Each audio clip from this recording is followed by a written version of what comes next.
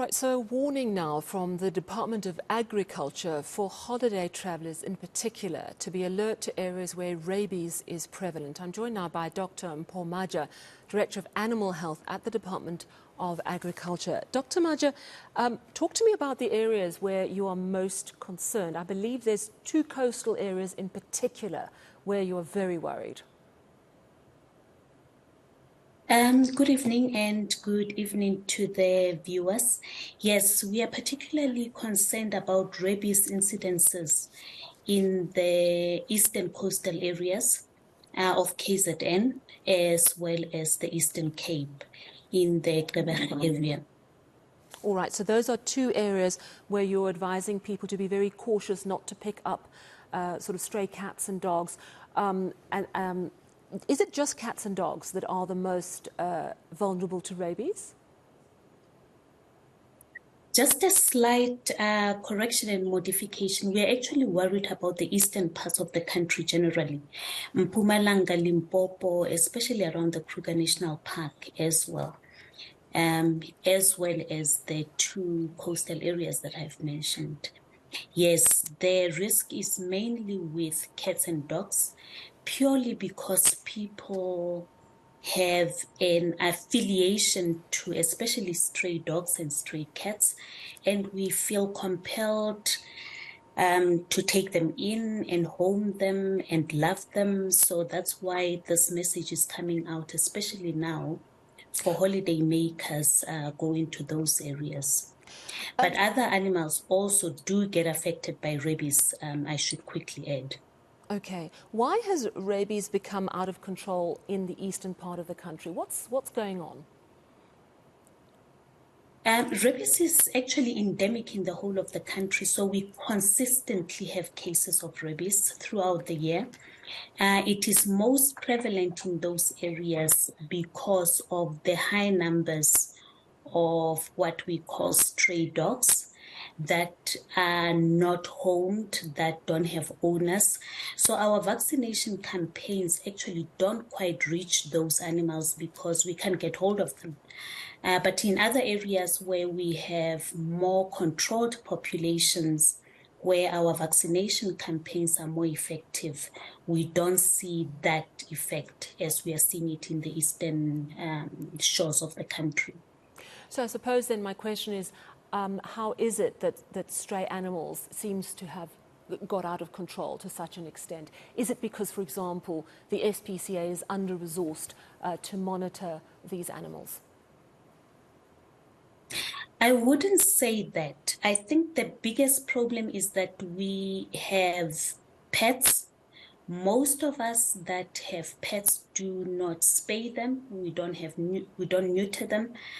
So they breed out of control. And once you have puppies or kittens that you don't like, some people just dispose of them carelessly, if I could say that. But also we find in semi-urban areas around dump sites, we have these animals scavenging in those areas, in the dump sites, and that's where they also breed. So I don't think it's because there isn't enough resources. I think it's more education to the public that please, when you have animals, take care of them. Make sure that if you do not want them to breed, you make sure that they are spayed and castrated and they don't breed any further. So apart from the warning that you're issuing for people to be careful, I mean, what is the Department of Agriculture doing about it? Do you have specifically set up vaccination drives in the parts of the country where you are most concerned to capture these animals and vaccinate them? What's the plan? We actually run year-round vaccination campaigns in those two specific areas that I mentioned in KZN and Eastern Cape. They run literally throughout the year. But September is generally the Global Rabies Awareness Month, where we do intensive campaigns and intensive awareness. The department has vaccination campaigns, both through the national office as well as the provincial offices, and we vaccinate animals literally throughout the year. What are the signs in an animal that they have rabies? How can you tell if an animal has rabies? There are typical signs. For example, the typical rabid mad dog that would be aggressive and fight everything and everyone. So that's the one side. But we also have the dumb type of rabies signs where the animal just appears to be depressed, irresponsive, tired, uninterested. But when you approach it, it snaps. And even that little scratch, if there is contact with saliva, you will get infected. So it varies in domestic animals, but also in wild animals, they become dumb, they become tame. And you would find, for example, a mongoose approaching you, and you think, oh, this is nice, a nice pet. Let me take it home. Let me pet it. And then it snaps. So it's wild animals becoming tame generally, and domesticated animals becoming wild. But it's not all domestic animals that become wild. The dumb form is present, and that's the most dangerous part of it. It's so interesting because, as you say, typically you think it's an animal that's, foaming at the mouth and very aggressive, but you've explained so well, so interesting.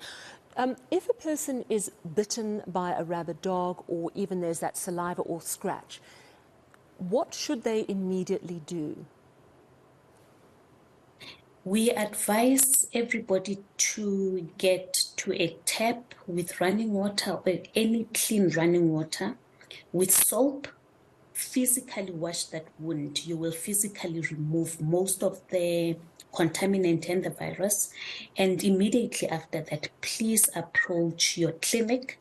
Most of the clinics in these affected areas know exactly what to do, how to handle those people.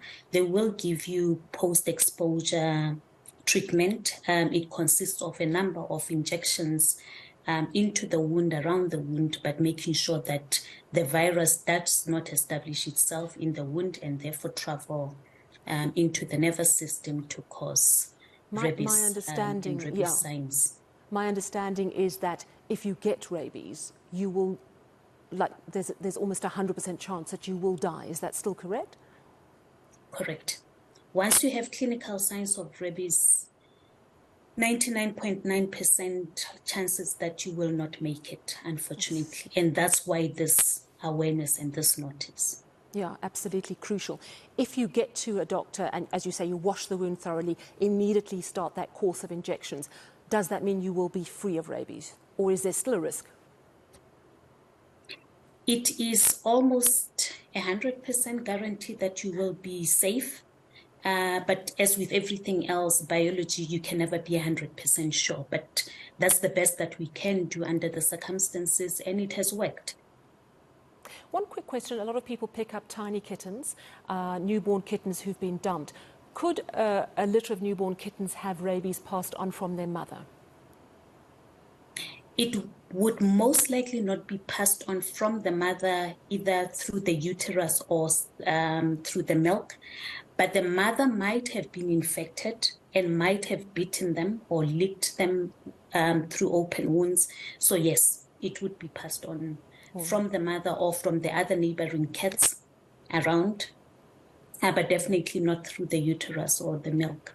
All right, so one would have to be careful picking up little kittens because they may have had some sort of contact. Thank you so much for breaking this down to such a crucial issue. Dr. Mpho Maja, Director of Animal Health at the Department of Agriculture, sounding a warning about rabies. She says it is endemic. It's particularly this time of year, eastern part of the country, and it's largely because we have a real problem of stray cats and dogs.